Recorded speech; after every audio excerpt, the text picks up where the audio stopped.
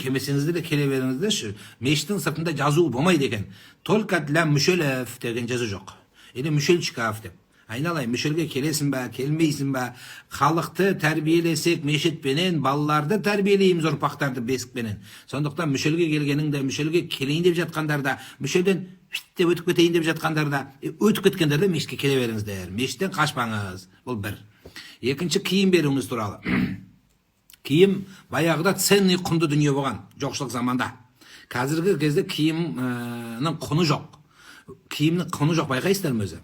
Киімнің сен еще кожаный не норковый шуба бермейсің, ә? Мүшелге келгенде мен норковый шубамды беремін деген адам жоқ өзі. Бір кожаный ма, дермантиновый ма, бір бәлелерді бересің, оны не істейді ол? Мешітте не істейді сенің? Сондықтан киген, сарғайып кеткен, примерно модадан қалып кеткен, оның өзі киін десең просто қимайсың, қазір семіріп кеткенсің. Арық кездегі анау қыз кезіндегі киімдеріңді берудің керегі жоқ. Болды, сол дәуірде сіңіліңе, туысқаны итті олар кигісі емес. Қазір анау адам бәрі анау біреудің киімін біреу кимейді, короче, ұшып қаптап кетеді бәріне. Жиркен. Сондықтан айналдым сол, оны берме. Егер қайыр қылайын ба, жақсылық жасайын ба десең, жасай бер. Өз киіміңді өзің кигенің жақсы. Өзің киіп, өзің тоздырып, өзің мусорға жібергенің жақсырақ болады жаным. Біреу сен киіміңді кимейді. Бізді мешітке әкеліп тастайды. Анау көмекке кейде біреу киім берейін десең, ана киімді, ол сөздің ұяты жоқ, іш киімін әкеліп берген адамдар бар. Қандай адамсыздар өзі? Үйдегі мусордан құтыламай жүргендегіндей ме деп ойлаймын. Пакетті әкеп береді, бүйтіп қабылдағанда қабылдай алмайсың, кейде бір сөйлеп отырасың, пакеттерді әкеп тастап кетеді. Өткенде бір алып кетті апамыз. Ана 1982 жылғы көйлек кигені. Ана тойға шыққанда айтып киетін бабушка, оның өзі апасынан қалған ау деймін, енесінің көйлегін алып келіпті. Апам мынандай мусордың бізге мешітке керегі жоқ десем, тұрт-тұрта. Мен шашып кеттім, көтеріп әкеп. Мен қайтадан үйге апарам ба? Болды. Қалсын осы жерде тастап кетті.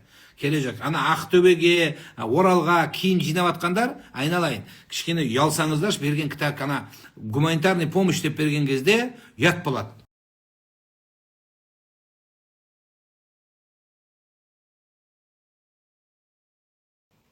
Ұят болады. Олай жасамаңыздар.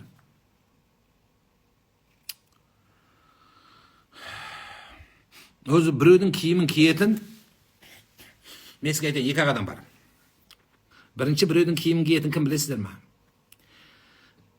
Құрметтеп, менің ана қимайды күйеуінің, соншама күйеуін жақсы көрген, соншама майкісін киіп алады, күйеуінің көйлегін киіп алады, еще өзінің киімі бұлай. Көйлегін қандай жақсы, жұмсаға осы киім келе береді деп кие береді. Еркегінің киім киіп жүрген әйелдер де бар. Алла разы болсын. Ол жаманшылық емес, ол жақсылық. Ол ерін құрметтеу, ол дүние сарамжалдық, ол үнемқорлық, үнемдеушілік, ол қасиет, жақсы қасиет. Ана кейбіреулер дұрыс түсінбей жүргенде бар, бұл ысырап болады, жаңағы арам болады. Еркектің киімін әйел кисе арам болады деген ол қате. Ол басқа мәселе. Ол бар сөз, ол басқа маған. Бірақ әйел кісілер күйеуінің киімін киіп жүретінде бар. Өзінің киімі көп болса да көйлегін киіп алады. Ол еркекті құрметтеу, вахам үйдегі бар дүниенің қадіріне жету деп түсініңіздер. Бұл бір. Ал не туралы? Екінші, біреудің киімін киетін кім білесіздер ма?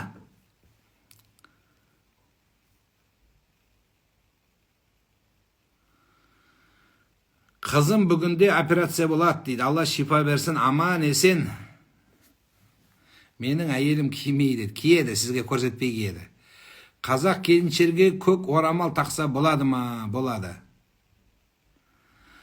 Ту аға жауап бересіз ба? 6 күн болды сұрақ қойып жүргеніме дейді. Саламатсыз ба? Мен ауыз ашқанда, жапқанда тек әкеме жұмақ сұрап жүрмін. Алладан басқа ештеңе сұрап жүрген жоқпын. Өзіме олай болады ма? Өзіңі сұрасаң, лишний болып кете ме? Күнде біреу ақ желательно одна булка на человека деп отырсыз ғой деймін. Бір бөлке бір адамға деп. Сұрай бер, Алланың қазынасы бітіп қала ма не? Кеше біреу жібек жолы арнасында мен студияға хабарласып айтады да, мен не сұрап жатырмын дейді. Жаңа миллион сұрайым тек қана дейді. Миллиард сұрасаң, құдайдікі бітіп қала ма не? Триллион сұра. Құдайым, бір нормальный, бір 500 теңге берші, ана қосшыға жетіп алайын, немесе ана қаскелеңге жетіп алайын деп. Сұрай бер, не Аллам, аяйсыз ба не? Шақтап сұрамаңыз. Мен тек қана мамама сұрайым, мен тек қана папама сұрайым. Қазаққа сұра, бүкіл елге сұра. Ана суға батып жатырмыз, соған сұра, бүкіл қазаққа сұра. Бүкіл ұрпағыңның баласының ақыр жетке дейін сұра. Бүйтіп мен тек қана өз балама сұраймын. Балаң баласы өле берсін бе не? Көршінің баласы аштан қата берсін бе не? Бұл надандық болады. Олай жасамаңыздар. Бәріне сұра. Вал муъминина вал муъминат. Барша мұсылманға сұра. Тоқтатпай сұра. Аяма. Құдайдың қадірі былай жетеді, құдіреті. Сұрай бер бәріне. Маған да сұра, мен де сізден дұғаларыңызға мұқтажбын. Осы отырған не үшін отырмын таңыңызда? Сәремді толық ішпесем ішпей, осы бір нәрседе біреудің батасын алам бекем, біреудің дұғасына қосылам бекем. Құдайым деп сол отырған сол Құдай, сіздер бір баталарыңызды алсам ба деймін. Сіздер менің батамды аламын ба деп жүрсіздер. Сондықтан ол жақсы болады. Ана енді бір алқы сөз күлмекке жақсы деп, бір алкаш көшеден жүріп келе жатса, суды кешіп жүре алмай бүйтіп жүріп келіп бүйтіп басын көтеріп қараса, ана бұрынғы президентіміздің суреті тұр екен, Нұрсұлтан Әбішұлының. Астында мен халқыма сенем деп қойыпты. Сөйтсе қарап, біз бұған сеніп жүрсек, бұл бізге сеніп жүр екен ғой дегендейін сөз ол айналайын. Сіз сұраңыз бәрін, біз де сізге мұқтажбыз. Сұраңыз біз үшін. Бүкіл қазаққа сұра, Қазақстандағы барлық ұстаздарға сұра, анау дін жолында жүргендерге сұра, президентімізге сұра, министрге сұра. Сұрамаймын, министрлер жаман, ұнамайды маған. Депутаттарша, Данабек бауырымыз отыр. Мен сұрамаймын оған, депутаттар ұнамайды. Жоқ, мен сенатқа сұраймын, мен мәжіліске сұрамаймын. Боламаса, бәріне сұра. Қожекең кірді, Қожекеңе сұраны. Сайт Мұхаммед, Алла разы болсын. Негізі шариғатта күйеуін кимеу керек деп балалық шағында естіген түсінбедім. Дұрыс, ол көшеге. Ол көшеге киіп алып еркекті әйел болып қалмасын, әйелді еркек болмасын деген әңгімеге. Сен как будто ұстап жүргендей сөйлейсіңдер да кейде. Еркегің әйелің давно шалбар киіп алды, олай чұқыма. Онда бүкіл әйелден бәрі қарғау керек қазір. Әр нәрсе заманына қарай бар.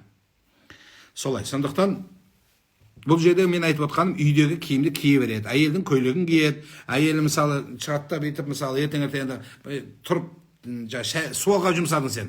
Әйелің жатыр қасыңда. Енді барып су әке шай десең, енді жалаңаш шығып кетпейді ғой әйел адам. Сенің бүйтіп қолына ұстаған, ол да ұйқылай бүйтіп бәле болды осы атауыңды шүкір дейді да барып саған үстіңе бүйтіп жауып барады. Сен көйлегіңді кисе өлді ғой онда. Сондықтан ондай болмайды. Кие береді.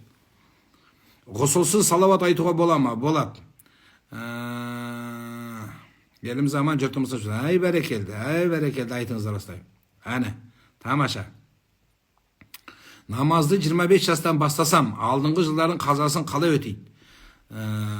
Калькуляцияға баспайсың, калькуляторға баспайсың, күніне 5-ден оқысам, оқи бер. Шамаң, енді басып есептеп алсаң жақсы, енді план қойып, примерно осынша жылда құтылам десең жақсы ол. Бірақ оқи берсең де бола береді. Санап, шилерді, спичкаларды былай қойып, тәспігі айландырмай оқи бер. Қолың бос кезде қазан оқи бер. Намазды түсінбей оқимын дейді. Намазды перевод бар, переводчик бар. Googleға салсаң да болады. Сөзді бүйтіп берсең, өз саған переводтап береді. Мынаны оқып отыр екен ғой дейсің болды. Қарызды қай уақыт өту керек? Максимально тез өтейсің. Қарызды және шәуәл оразаны қандай дұға оқылады ауыз беккенде ашқанда дейді. Қазақша айта бересің. Сол дұғаңды айтасың, қандай керек? Не керек өз саған? Доллар ма, евро ма, қайсы керек болып тұр қазір? Курсы қандай қазір? 6000 тұрса дей ме? Соны сұрай бересің да, соңында Алла осы оразамды қабыл қыл дейсің болды. Ол жерде тұрып алып, жаңағы арабский дұғаны қазір айтып жүрсің ғой. Аллахумма лака сумту бика таваккалту ала ризқи қафтарту ва ризқам. Оны айтпай ақ қойсаң болады. Алла, осы қазан ұстап жатырмын, өзің қабыл қыл. Мені кешір, уақытысында ұстай алмадым, пендешілік болды. Аллахым, сен рахымдысың, мейірімдісің деген ауызға сөз сияды ғой. Соны жақсы қылып айта бер, жаным. Зиратқа апасының басына балаларды өзімізбен бірге апаруға бола ма дейді. Түсінген балаларды ақыл тоқтатқанда апарсаң болады. Оразада бұзыла ма қан тапсырса? Жоқ, бұзылмайды. Ден солықта амен есен жүріңіз. Чоң рахмат. Қырғызстаннан күн сайын сіз шығар менен көрөз. Үй білөз менен дейді. Чоң рахмат. Ай пери, чоң рахмат. Ай пери, ай чүрек, аябай оқымыш аттар. Құдайым денсаулығыңар чың болсын. Құдайым өмір берсін. Қазақ қырғыз бір туған. Ошондой болып қалалы. Құдайым сізбен бізде бұл дүниеде ажыратпасын. Құдайым қылымнан қылымға келген қазақ қырғыз достығы, қазақ қырғыз бауырмалдығы бола берсін. Құдайым жашасын. Бар болғыла, арвағыла. Құдайым разы болсын. Қырғызстандағы дамылармен сөйлесіп тұрауыз. Жақсы елет атына қайлы достығыз бар. Чоң рахмат сіздерге. Ал кеттік. При омовении мертвого человека зачем завязывают ноги? Наоборот, отвязывает. Если было привязано в момент душеиспускания, в момент, когда человек умирает, у него завязывает челюсти. Почему? Закрывает глаза. Когда человек умирает, он последний путь провожает свою душу. И он его видит, как она испускается. Поэтому они вот так смотрят, и вот это наши глаза остаются там же. Поэтому тот человек, который первый видит, что человек испускает дух, после этого, как это все завершится, надо будет аккуратно закрыть глаза. Не так вот давить там. Некоторые вот так умудряются копейки ставить, неправильно. Просто помассировали, она закрылась. Это первое. Второе, надо завязывать челюсти. Рассказывается, что когда Умар умирал, сын его начал завязывать. И тогда говорится, что Умар даже сказал: сынок, не торопись, я еще живой. Понимаете? До такой степени они торопились к этому. Это два. К встрече Всевышнему. Мы в основном стараемся ненавидеть эту смерть. Саад ибн Аби Ваккас сказал: люди ненавидят болезнь. Я люблю болезнь. Почему? Мы вчера говорили о болезни. Так как он мне дает шанс поминать Всевышнего. Если у нас нигде не болит, мы не начинаем поминать Всевышнего. Точно так же. Человек, чем больше ненавидит смерть, тем это говорит о том, что он не хочет встречи с Всевышним. А вы что думаете, как вы поминаете Аллаха, Аллах тоже так же поминает вас. Соответственно, Всевышний тоже вас не хочет видеть, не хочет встречи с вами. Когда пророк сам умирал, он сказал такие слова: я тороплюсь к своему Всевышнему, так как я его люблю. Если у вас есть любимый человек, что-то, вы же с таким трепетом встречаетесь с этим человеком. Точно так же, если человек любит Всевышнего, он начинает себя привязывать к ним. Это второе. А относительно ног, когда мы завязываем ноги, почему у человека ноги расходятся вот так? Чтобы она во время похорон, во время, когда человека перекладывают на носилки, чтобы ноги вот так не болтались, поэтому их вот так привязывают, вот эти некоторые привязывают за щиколотки. За щиколотки нельзя привязывать. За это большой палец, то есть я имею в виду ног, за этих ног вот так привязывается двумя маленькими этими, и она, да, есть такое у нас.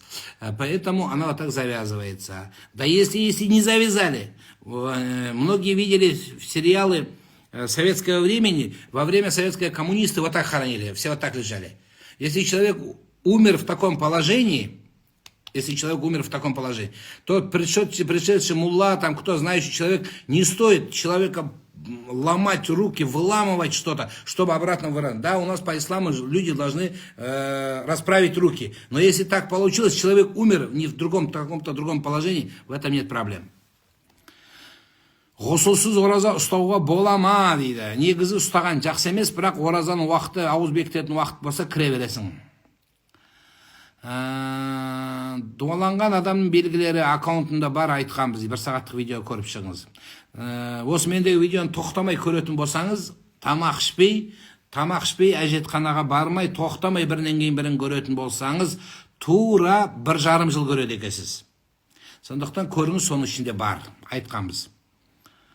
Орысша сұрақ қойса ағамыз тоқтамай деген дейді. Шәуәл оразаны қарыздан кейін ұстауға бола ма? Болады. Орыс, қазақ, өзбек деп ажырататын адамдарға не дейсіз? Ұстаз нацистерге дейді. Енді Құдай сондай қылып жаратты ғой енді. Ол барын айтып жатыр ғой. Ол нацист деп сені Россия для русских деп айтып жүрген, әлбетте ол надандық болады. Біздің қазақта әйтеуір байқайсыздар ма, ондай қасиет жоқ бізде. Біз ұлтқа бөлінбейтін халық екенбіз. Біз сүйекке ренжіген ел екенбіз, біз сөзге ренжіген ел екенбіз. Бізге бәрібір екен, отанға өзі кім не істесе де осы десе де. Сондықтан айтпақ болған ұлтжанды болу керек. Қазағыңды жақсы көру керек, сүю керек, бүйрегің тартып тұру керек. Бірақ бүйрегің тартып тұру керек деген сөз өзге ұлтты төмен көру деген сөз емес. Сіз баршаларыңыздың аталарыңыз қазақты төрге шығарды, қазақтың бұйрығын, әмірін орындауға тырысты. Қазақ үшін өмір сүрді, қазақ үшін өмір сүрді де, қазақ үшін өлді де. Сондықтан отанның сүйі солай болады. Одан кейін анау орысты қинап, қазақша сөйле деген ол надандық болады. Ол сөйлей алмай жатқан адам болатын болса, оны жайын қинап зорлаған дұрыс нәрсе емес. Біліңіздер, ол онсыз да ол мейірімменен жақсы көру керек. Амал жоқ, сені қинап, қорқытқан, аюға сөйлеуді, ойнауды үйреткен таяқ дегендейін, ол таяқтап біреуді зорлаған жақсы емес. 40-100 деген дұрыс па? Бұл халқымыздың салты болады. Оқпаса қойсын қазақша сөйлен. Жоқ, айналдым сол, тағы да айтам. Ана патриот болмайтын кезде патриот болып, ұстамайтын кезде, замыкать етпейтін кезде замыкать етіп кететіндеріміз бар. Қазақты тағы шын жақсы көрсең, қазақша тақия ки, мен сияқты мынандай тақия киіп жүрсең, настоящий қазақ боласың. Қазақ қырғыз болсаң, қалпақ киіңіз. Сол жақсы. Намазда ой бөлінсе нормальный, бәріміздікі бөліне береді. Менікі де бөлінеді. Ол адамбыз, пендеміз. Бөлінбесе қайта опасный сол. Не бөлінбей атыр деп ойлау керек. Қадір түні қысқаша айтып беріңізші. Қадір түні, Құдайдың бір сүйген жақсы, бізді жақсы көрген берген бір түні. Лайлатул қадари хайрум мин әлфи шәһр. Қадір түні 1000 айдан жақсы. Бірақ қадір түні точно қай күн екенін ешкім білмейді. Ол бүгінде болуы мүмкін, кеше өтіп кетуі де мүмкін, алдымыздағы күндерде болуы мүмкін. Одан кейін қадір түні Ақтөбе облысына, одан кейін барып Шығыс Қазақстан облысына, Абай облысына отдельно келмейді. Ол барлығына бір уақытта келеді. Немесе Қазақстанға отдельно, Қырғызстанға отдельно, Японияға отдельно келмейді. Барлығы бір түнде болады. Сәләмун хия хатта матла'ил фәжр. Таңға дейін періштелер болып, таңға дейін жақсы амал, тағдырлар жазылады. Бірақ ол тағдыр түні, құлшылық түні, ғибадат түні болады. Яғни шама келгенше ояу болып, дұға айтып, зікір айтып, жаңағы телевиденияда жақсы, енді әйел кісілер енді мешітке бара алмайды. Солар жақсы нәрсе көріп, дұғаға отырады. Ауызда стоматит болса бұзылмай ма? Стоматиттің өзіне бұзылмайды. Сен стоматиттен аузыңды паласкат етіп, сол паласкат еткен нәрсені жұтып қойсаң, сол ораза бұзылады. Тахаджуд намазы қай уақытта оқыған дұрыс? Түнгі сағат 1-ден кейін оқи бересіз. Ұстаз дастарханда басында әйелдердің Құран оқуына көз қарасыңыз қалай? Нормальный, еркектер білмесе, енді оқиды да енді. Жоқ, аузын жап, еркектер тұрғанда оқымайды. Уже дастархан үстіне еркек Құран оқи алмай қалса, ол еркек болмай қалады. Басқа бір бәле болып кетеді. Не әйел болмайды, не еркек болмайды, ортада қалып қалады. Сондықтан оқыңыздар. Өз әке-шешеңе өзің оқыңыздар. Одан кейін Құран оқып жүрген еркектер сіздерге қатысты. Әйелдің төркін қоспайтындар бар. Ерегісіп, сенің мамаң керек маған, мен өз мамамды оқимын, мен өз туысқанымды оқимын. Сонда сен өліп кетсең, саған да оқымай қояды әйелің. Сондықтан ол бөлмеңіздер. Екі қайын жұртты бөлмей, бір-біріне онсыз да құда кезінде жақсы араласқан жоқ едік. Енді өлгеннен кейін бір-біріне жаңағы оқиды. Жақсылап айт, әйеліңнің ата жұртын айт. Қайын жұртыңның бәрін қосып шық, бүкіл бәрін. Сіз қай мешітте отырасыз? Рыскелді атамыздың мешітінде отырамын, соның атында. Қазір кейбір діндегі адамдар өлген адамға Құран оқымайды, тамақтан кейін ас қайтармайды дейді. Оларға не дейсіз? Оларды сәләфит дейміз, оларды сәләфиттер дейміз. Олардың барлығын біз, білмеймін басқалар қалай көреді, мен жек көремін.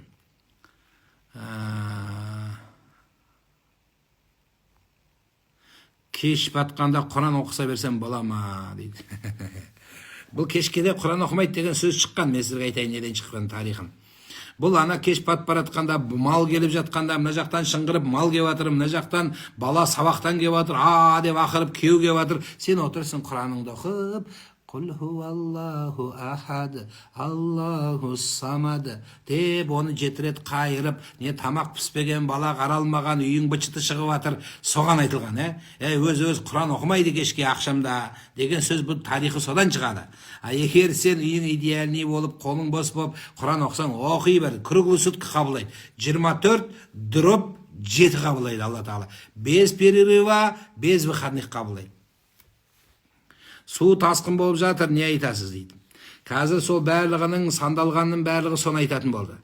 Онсыз да жаны қиналып, жаны түйіншікке түйіп, қиналып атқандарға кешеме бір көзім шалып қалды. Зәкет бермегесіңдер сендер. Сендер намаз оқымағасыңдар деп жығылғанға жұдырғырып, басын онсыз да қиналып атқаны қазақты жанын өтіп, жан жемеңіздер, түсінікті ме? Сондықтан Құдайдың тағдыры солай болды, Алланың табиғаты болды, бұл сынақ та болуы мүмкін. Пенделер қайтады екен, қалай сынайды екен, және Алладан жазада болу ықтимал. Бірақ енді жығылғанға жұдырық қылып, сендер осындай күнәһарсыңдар, о неге басқа облыста болмайды деп, өздеріңіз ана тыныш отырғандар мұрындарымызды көтермей-ақ қойыңыздар. Ажал мен ай-апаттың ортасы бір-ақ қадам. Алла Тағала сенің басыңа да беріп қою ықтимал. Сондықтан бір қаза қиналса, басқаларыңыз табаламаңыздар. Мәселе сол. Парыз намазын оқымай, тахаджуд намазын оқуға бола ма дейді. Енді сәпсем намаз оқымаған адам тахаджудке тұрсам бола ма? Намазды тахаджудтен бастағым келеді. Өйткені тахаджуд туралы бір кайф уағыздар тыңдадым да, сол арқылы намазға тұрып кетеді деген бізде не бар? Үміт бар. Кеше бір имам айтып жатыр, көріп қалдым, духа намазы мақтап жатыр. Духа намазды осылай болсаң, Алла Тағала маған кафа. Соны естіген адам, мына не деген мощный намаз. Біз енді қазақ сондаймыз, мынандай намазды біз мощныйларды бірақ оқимыз да. Сол мощныйдан бастап оқып, содан кейін 5 намазға тұрып кетеді деген бізде жақсы үміт қыламыз да біз. Сондықтан қабыл болсын, баста айтыр. Неден бас? Тәспіден бастасам ба? Мына біреу сұрайды, тәспі тартсам бола ма деп. Мүмкін сол тәспі арқылы түзелетін шығар. Тәспі тартпа, сенікі қабыл емес десек, жақсы емес. Сөйт жаным, қабыл болсын. Тоқтар Серіков ағам көріп отыр екен дейді. Ой жаным, ол жақсы бауырым менің бажам болады ол. Ал енді басқалар да көп. Бұл жерде менің үндемей ішпиян сияқты отырғандар бар. Жасұлан бауырым бар, ол жазып арасына күліп қояды енді. Қалған үндемей Ернар Айдарды көріп отырмын, біраз жігіттерді көріп отырмын. Намаз оқып тұрғанда дәрет бұзылып кетсе дейді. Бәрі капут болады. Намазда капут болады. Добивать ете слайд, дәрет бұзылды деп, ақыр бұзылды ғой, кішкене қалды, ассаламу алейкум деп бітіре слайд. Қай уақытта дәрет бұзылды, сол уақытта намаз капут болды, бітті. Сәлем бере слайын десең, күнә болып қалады, болды, шығып кеттің намаздан. Намазда жоқсың. Біздікіде бар, намазда жел шығарып қойса, бұротла, бейте салайын деп, жоқ болмайды. Бол, сен намаздан шықтың, бар дәрет алып кел.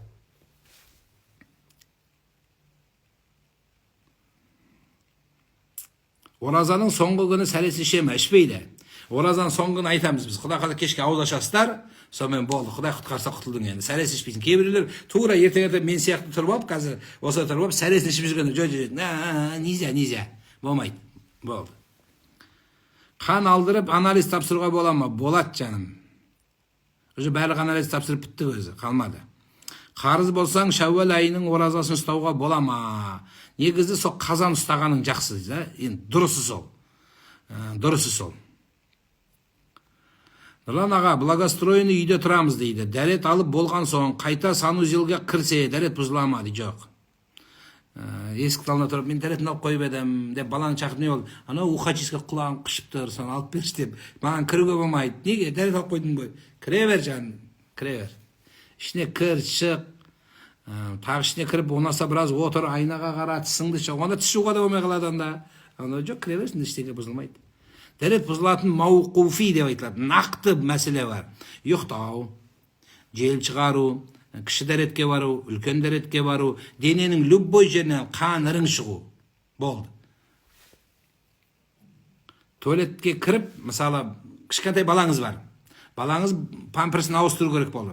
Памперсін мен ауыстырмайым, неге? Мен дәретім жоқ, дәретім бұзылмайды. Баланың құйрығын жуып тұрып, жақсылап тұрып, мына отырған мамалар отыр, мені көріп қалды. Сол мамалар, Құдай сондай қасиет берген аналарға, баласының құйрығын жуып тұрып, осы мамалар бәрі сөйтеді. Мен еркектер естіп алыңыздар, балалар, жастар есіңдер. Барлықтарыңызды мамаларыңыз құйрығын жуып тұрып, құйрығын бүйтіп көтеріп тұрып аспанға, екі құйрығынан сүйген мамалар. Сол құйрығын сүйген мамаларыңыздың қолын сүйуге жарамаймыз. Бәрлік ана баласының құйрығын сүйеді. Сонша жақсы көрген махаббат. Сон махаббатқа берілген ананы әлемнің жарығын сыйладың сен маған деп, мен саған шуба бергем, мен саған бүйткем де сөйткем деп, ят болады айналайын. Олай жасама. Пітір садақаны оразаның соңына беру керек деп естілдім. Рас па, рас. Соңғы кездегі бұл штамп болады.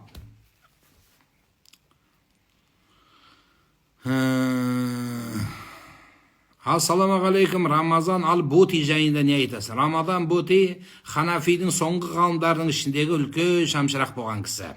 Тарихи еңбектері